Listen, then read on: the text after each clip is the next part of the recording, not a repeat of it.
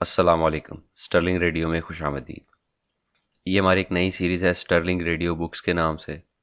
اس میں ہم کتابوں کو پڑھیں گے جو ہمارے اچھے ادیب، اچھے لکھاری جن کی کتابیں ہمارے پاس موجود ہیں لیکن وہ اب موجود نہیں رہے، تو ان کی کتابوں کو میں پڑھوں گا۔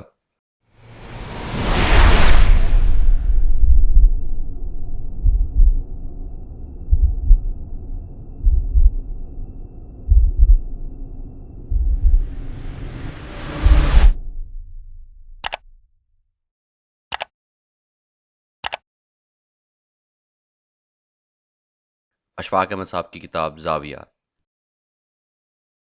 قسط نمبر 3، ناشکرا انسان۔ میں حرم شریف میں جب پہلی مرتبہ گیا، بڑی دیر کی بات ہے جب حرم شریف کی شکل و صورت ایسی نہیں تھی جیسی اب ہے۔ ماشاءاللہ جب بھی پیاری تھی، لیکن اس کے اندر سخت پتھر تھے، کھڑے ہونے کے لیے کچا راستہ تھا۔ وہاں پر زمزم کے پاس کسی نے زمزم سے اپنی پگڑی دھو کے ان پتھروں پر ڈالی ہوئی تھی سوکھنے کے لیے، تو میں وہاں بیٹھا تھا۔ مجھے کچھ اچھا نہ لگا، حرم شریف میں کپڑے سوکھنے کے لیے، لیکن لوگ ڈالتے تھے، کہہ بھی کچھ نہیں سکتا تھا۔ وہ آدمی جب پگڑی سوکھی اٹھانے کے لیے آیا تو میں نے پوچھا، بھائی صاحب آپ کہاں کے ہیں؟ کہنے لگا میں پاکستان سے ہوں۔ میں نے کہا بڑی خوشی کی بات ہے، پگڑی سے اندازہ لگایا تھا کہ آپ وہیں کے ہوں گے، ویسے آپ کون سے علاقے سے ہیں؟ کہنے لگے سائیں میں سندھی ہوں۔ میں نے کہا بڑی برکت کی بات ہے، چونکہ آپ مذہب کے بہت قریب ہوتے ہیں، بڑے ماننے والے لوگ ہوتے ہیں اور ان میں بڑی محبت اور جذبہ ہوتا ہے۔ میں نے کہا سائیں آپ یہاں کب سے ہیں؟ کہنے لگا بابا میں تو 18 برس سے ہوں۔ تو میں نے کہا آپ یہاں کیا کرتے ہیں؟ لگتا ہے آپ کسی خاص پروجیکٹ کے ساتھ آئے ہیں۔ کہنے لگا ہم ایسے ہی چل کر آ گئے تھے یہاں رہنے کے لیے، صبح سویرے اٹھ کے منڈی میں بوجھ ڈھوتے ہیں، اس کے 2 4 5 ریال مل جاتے ہیں، اس سے ہم اپنا روٹی کھانا کرتے ہیں، پھر ہم آ کے حرم میں بیٹھ جاتے ہیں اور اس پر نگاہ لگا کر بیٹھ جاتے ہیں، اس کو دیکھتے رہتے ہیں۔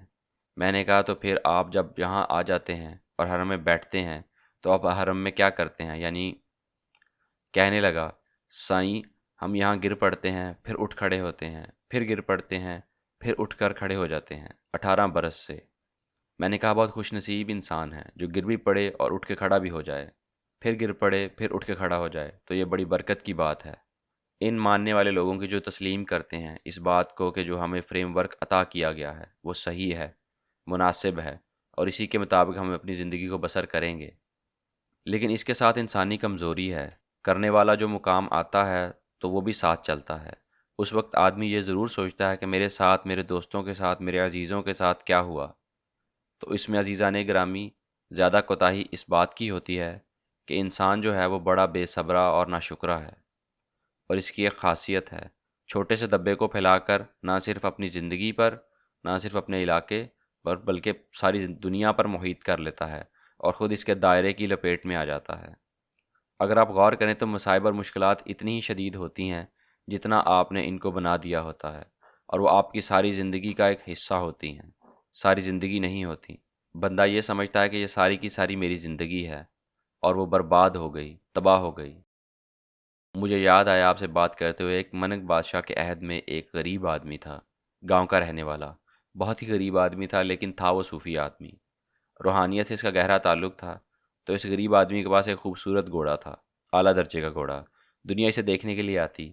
اس نے بڑے پیار کے ساتھ اپنے گھر کے قریب ایک چھوٹا سا استبل بنا کے رکھا ہوا تھا۔ اس کا عشق اور کچھ نہیں تھا، اس کے پاس اور کچھ نہیں تھا، ایک گھوڑا ہی تھا اس کے پاس۔ بادشاہ وقت کو پتہ چلا کہ ایک گھوڑا اس کے پاس ہے جو کہ بہت اعلیٰ درجے کا ہے، تو یہ حاصل کرنا چاہیے۔ تو بادشاہ اپنے حواریوں کے ساتھ، امیروں اور وزیروں کے ساتھ اس کے پاس آیا، کہنے لگا اے فقیر مانگ کیا مانگتا ہے اس گھوڑے کے بدلے؟ اس نے کہا حضور یہ بکاؤ مال نہیں، یہ شوق سے رکھا ہوا ہے، یہ بیچا نہیں جا سکتا، یہ تو بیچنے والی چیز ہی نہیں ہے۔